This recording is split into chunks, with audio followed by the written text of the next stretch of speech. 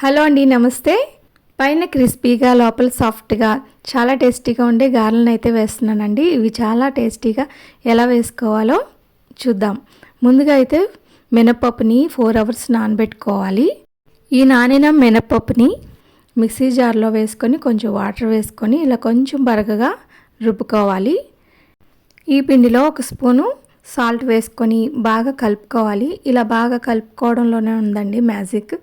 ఇలా బాగా కలిపితే చక్కగా ఉరుమయ్యి పిండి అంతా సాఫ్ట్గా అవుతుంది.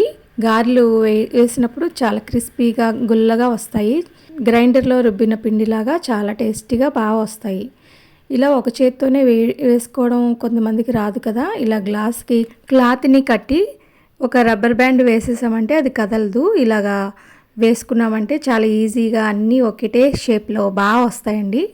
ఇలా ఒకసారి ట్రై చేయండి. టీ వడపోసుకునే స్టెయినర్తో కూడా వేసుకోవచ్చు. అలా వేసుకున్నా కూడా చాలా బాగా వస్తాయి. ఇలా ఒకసారి ట్రై చేసి చూడండి.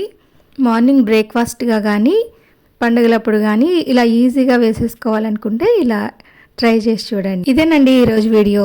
నా వీడియో నచ్చితే లైక్ చేయండి, షేర్ చేయండి. మరిన్ని వీడియోస్ కోసం నా ఛానల్ని సబ్స్క్రైబ్ చేసుకోవడం మాత్రం మర్చిపోవద్దు. Thank you for watching.